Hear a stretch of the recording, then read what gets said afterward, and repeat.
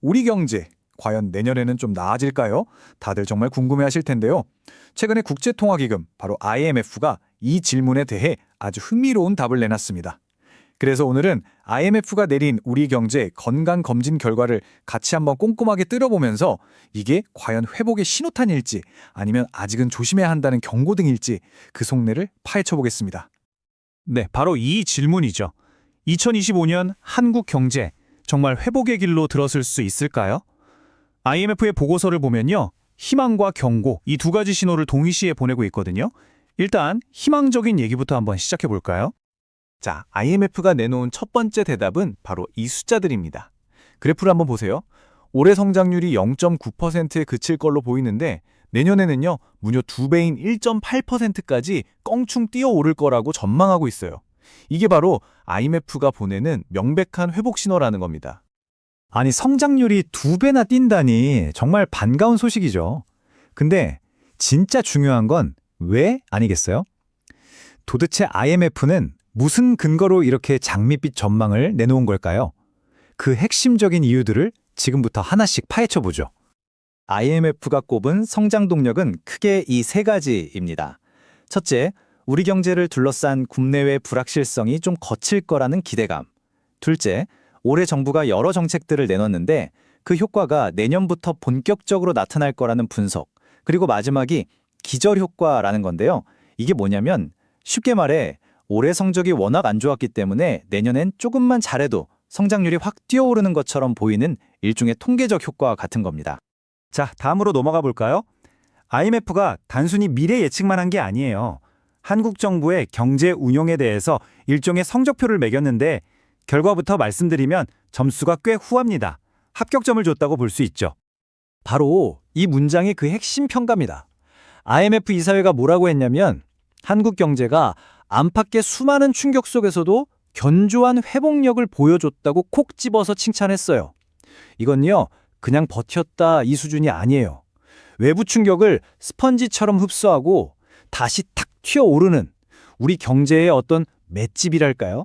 그 탄력성이 정말 대단하다 이런 극찬에 가깝습니다.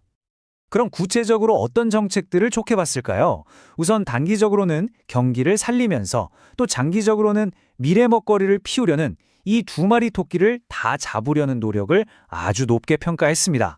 특히 지금처럼 경기가 어려울 때 정부가 돈을 풀어서 시장을 좀 덮여주고 또 이자 부담을 줄여주는 이런 완화적 정책 기조가 아주 시의적절했다 이렇게 본 겁니다. 지금까지는 좀 희망적인 이야기를 주로 했는데요. 하지만 동전에는 양면이 있듯이 IMF 보고서도 마찬가지입니다. 이제부터는 이 밝은 전망 뒤에 숨어있는 그림자, 그러니까 우리가 반드시 대비해야 할 위험 요소들은 뭔지 하나씩 따져봐야겠죠. 이 화면이 현재 상황을 딱 보여주는데요. 왼쪽을 보시면 우리 경제의 기초 체력, 그러니까 펀더멘탈은 아주 튼튼하다는 거예요. 근데 문제는 오른쪽이죠. 언제 덮칠지 모르는 지정학적 리스크나 또 우리 주력 산업인 반도체 경기가 꺾이는 이런 거대한 파도가 밀려올 수 있다는 겁니다. 비유하자면 집은 정말 튼튼하게 잘 지었는데 바깥 날씨가 심상치 않다. 이런 경고등이 켜지는 셈이죠. IMF가 콕 집어서 경고한 위험 요인은 크게 두 가지입니다. 첫째는 우리 힘만으로는 어떻게 하기 힘든 지정학적 리스크, 그리고 둘째는 바로 우리 경제의 심장이라고 할 수 있는 반도체 산업의 부진 가능성입니다. 특히 전 세계를 휩쓸었던 이 AI 붐이 만약이라도 좀 잦아들면 우리 반도체 산업이 직격탄을 맞을 수 있다는 거죠. 만약 이런 위험들이 현실이 된다면 정부가 돈을 더 푸는 추가 부양책까지 고민해야 할 상황이 올 수도 있다. 이렇게 덧붙였습니다. 자, 그럼 이 모든 조각들을 한번 맞춰볼 시간입니다. 긍정적인 신호도 있고 또 잠재적인 위험도 있는데 이걸 다 고려했을 때 IMF가 내린 한국 경제의 최종 진단은 과연 뭘까요? 자, 그럼 큰 그림을 한번 보시죠.